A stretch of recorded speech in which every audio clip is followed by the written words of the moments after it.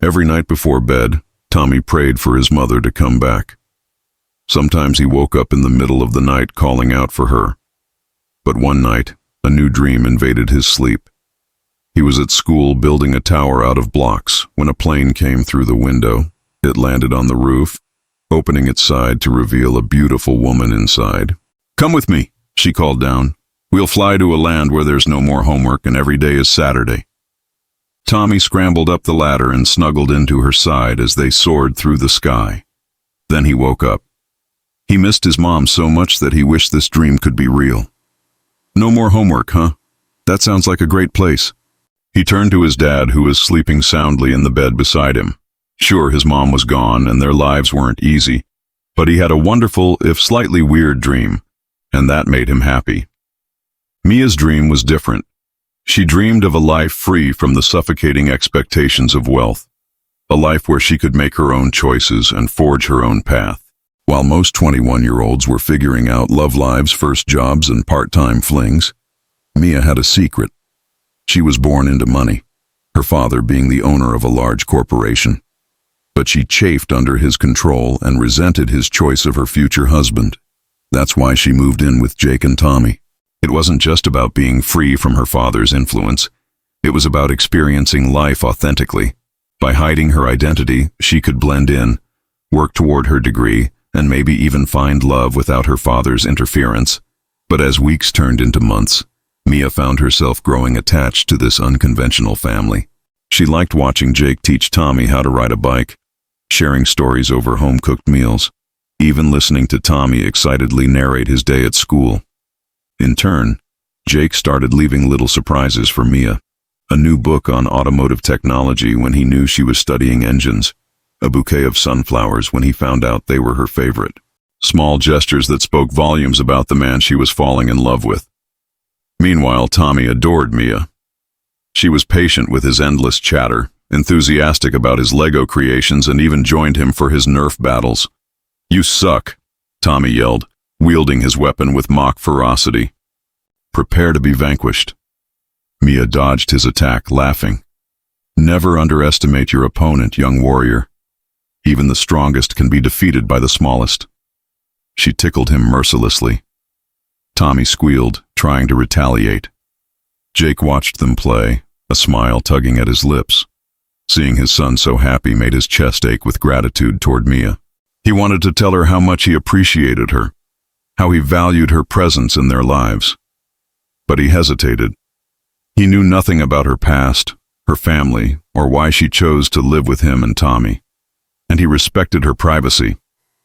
One evening, as they sat down to dinner, Jake decided enough was enough. Over a meal of spaghetti and meatballs, he told her about the day he met Tommy's mother, how they bonded over their shared love for old movies and classic cars. "She was the best thing that ever happened to me," he admitted, his voice thick with emotion. "Then the worst." Mia listened, sensing the raw honesty in his words. She understood loss. She had seen her parents' marriage disintegrate from a distance and knew what it meant to grieve the absence of someone you loved. Afterward, clearing the table, Mia paused, turning to face them both. "You know," she said softly, "sometimes dreams can come true if you have the courage to follow them." She looked at Tommy, his eyes wide with wonder. "Like flying in my dream?" "Exactly like that," she replied, smiling. "All you have to do is believe." And in that moment, surrounded by the ghosts of dreams past and present, Jake realized that sometimes believing in dreams meant letting go of the past and embracing the uncertain beauty of the future. The tension in the yard was as thick as the humidity on a summer day. Vincent Chen stood silently, taking in the scene before him. The rundown repair shop, the boisterous laughter of a young boy, and the quiet dignity of the woman who had somehow captured both their hearts. In his mind raced memories of a past he thought he'd buried. Flashbacks, a gilded nursery, a doting couple, and the piercing cry of a newborn baby. Vincent and Lena Chen had planned this life meticulously. The luxurious nursery, the top-floor penthouse, the best private schools for their daughter. Lena had dreamed of a different name, but Vincent Chen insisted on Mia, because, as he said, it was timeless, just like him. However, even in those early days, Lena had found herself questioning Vincent's methods. Sure, their daughter was safe in their pristine world, but at what cost? She had noticed the fleeting glances, the hushed whispers whenever she entered a room. Vincent had enemies, yes, but so did he, she realized. Enemies who feared and respected him in equal measure. It was too late to turn back now. Their daughter was 4 years old, their lives irrevocably intertwined. Lena had to trust Vincent, even if it meant living in the shadow of his formidable reputation. But fate had other plans. A ruthless business deal gone wrong, a sudden attack, and Lena was gone. In the sterile environment of the hospital, surrounded by antiseptic and grief, Vincent had promised his daughter he would never let anything happen to her. That promise echoed in the present as he looked at the warm scene unfolding before him. "I suppose you're right," Vincent said finally, his voice betraying none of the turmoil within. "I am here because I love her, but she seems happy here. Maybe I have been foolish." He turned his gaze back to Mia, who stood patiently waiting for his decision. Mia Chen's heart pounded in her chest, mirroring the relentless hammering of the machinery inside her father's fortress of a building. She knew this moment would come, the reckoning with her past, the return to a life she'd escaped. Yet nothing could have prepared her for this confrontation, for the emotions that threatened to spill over. Flashbacks, private tutors, foreign language lessons, piano practice. Growing up, Mia had always felt different, like a square peg in a round hole. The tutors had failed to teach her the intricacies of calculus or the complexities of Beethoven's symphonies, but they had taught her one thing, that she was unteachable, uncontrollable. With each failed lesson, her father's disappointment grew, manifesting in cutting remarks and tighter purse strings. When she ran away from home at 17, he'd tracked her down with ease, offering her a choice: return to the gilded cage or cut ties with him forever. Mia had chosen freedom, choosing to forge her own path, even if it meant starting at the bottom. The hum of the machinery faded as Vincent Chen approached, his face unreadable. Her escape had been carefully planned, a month's rent hidden in the bag she'd lugged up the stairs that first night. The gears in her father's face turned, recognizing the name on the utility bill, the one he'd paid for the apartment. Vincent had found her. The thought sent a chill down her spine. She glanced at Jake, searching for understanding, for support, and saw only confusion. Her lie had consequences, and she was terrified of what those consequences might be. "How long have you known?" The question hung in the air, heavy with accusation. It was Vincent who spoke first, his voice dangerously calm. "How long have I known what?" "How long have I known you were here, Father?" Mia whispered, her chin lifting slightly. "You haven't answered my question." "I haven't lied to you," he said, his voice dangerously low. "I'm sorry." "Sorry," he repeated, disbelief evident in his tone. "That word won't mend the broken trust, erase the deception." Vincent shook his head, running a hand through his silver hair. "Why, Mia? Why hide this from me?" Her eyes fell to the floor, unable to meet his disappointed gaze. "Because I didn't want your money. I wanted a home. My money. Is that what you think I would offer you? Money?" He stepped closer, his voice dropping to a near whisper. "I wanted to offer you a family. A place where you belonged." Tears welled up in Mia's eyes, blurring her vision. "I did belong, with Jake and Tommy. And I belong with you." "And what about Jake and Tommy?" Vincent asked, his tone softening slightly. "You think this will continue as it is now?" Mia shook her head, tears streaming down her face. "No, of course not. But I'm sorry. I didn't know what else to do." Vincent took a deep breath, trying to steady himself. He looked at the apartment, at the worn stairs, at the peeling paint, and back at his daughter, his heart breaking for her, for himself, for the life they'd lost. In the cozy confines of the apartment, Tommy sat cross-legged on the floor, absorbed in a book. The sudden intrusion of unfamiliar voices and footsteps had startled him, but Mia's gentle reassurances had calmed him down. Now he listened intently, hiding under the kitchen table, watching as his parents faced each other, their voices hushed but urgent. "I understand that you're afraid of losing me again," Mia said softly, reaching out to touch his arm. But I promise, whatever happens, you will always have someone who loves you very much." Tommy looked at her, his brow furrowed with concern. "Are you going away?" The question tumbled out, halting the conversation between the Chens. Vincent stepped into the kitchen, his face unreadable. "We need to talk about custody arrangements," he began, but Tommy jumped up, surprising both adults. "No, I'm staying with Mia and Dad," he declared, his voice trembling with emotion. Vincent's eyes narrowed. "This is beyond your comprehension, son."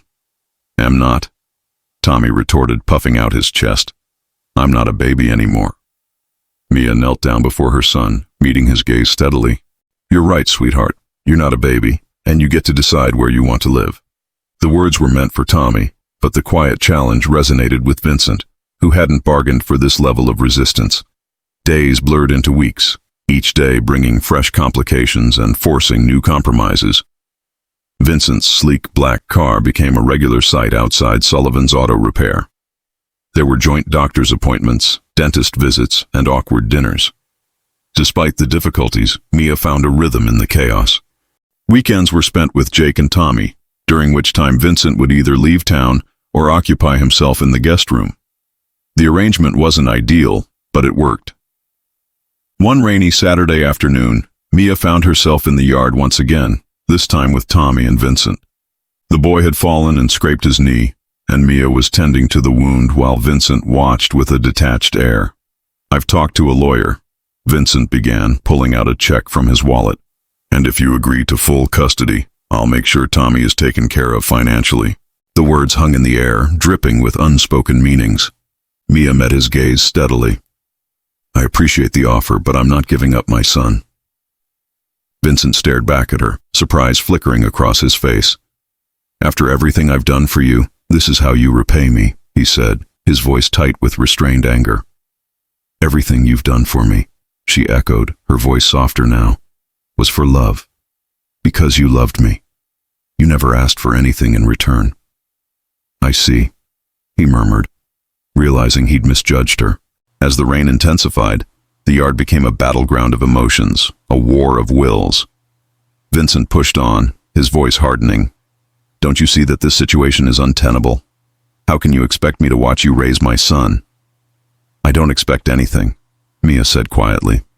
"All I want is for us to try, to give this situation a chance." Vincent turned away, unable to meet her gaze. "Try? How can you say that after all this time, all this distance?" "Because," Mia continued, her voice gaining strength, "it's not about the time or the distance. It's about what we choose to do with it. I may not have the perfect life, but I do have a good one, and I want to share it with you, with both of you." The words hung in the air, carrying with them the weight of her struggle, the depth of her feelings. Vincent slowly turned back to face her, his expression unreadable. "A good life," he echoed, the word catching in his throat. He looked at the rain-swept yard, the humble apartment, the worn tools of the trade, and back at his daughter, his heart aching with a love he thought he'd buried long ago. Months later, the Chen family gathered around the dinner table, a kaleidoscope of cultures and cuisines on display. Vincent sipped his tea. For the first time in 6 years, Vincent Chen smiled. It was a small, hesitant thing, but it reached all the way to his eyes, crinkling them at the corners.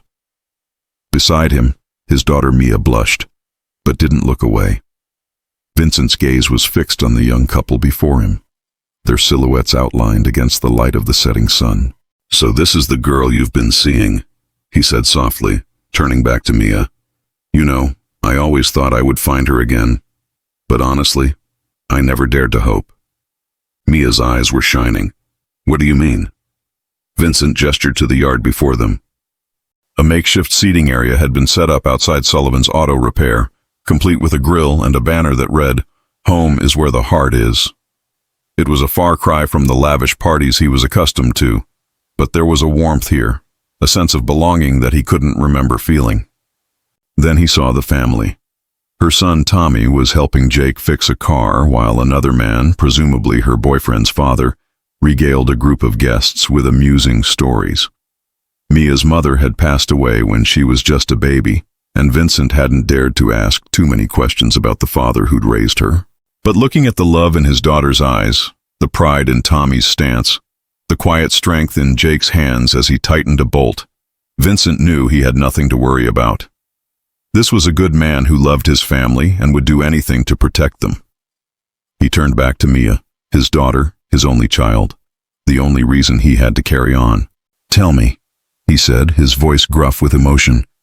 "Tell me about this wonderful man." Mia's smile was brighter than the autumn sun.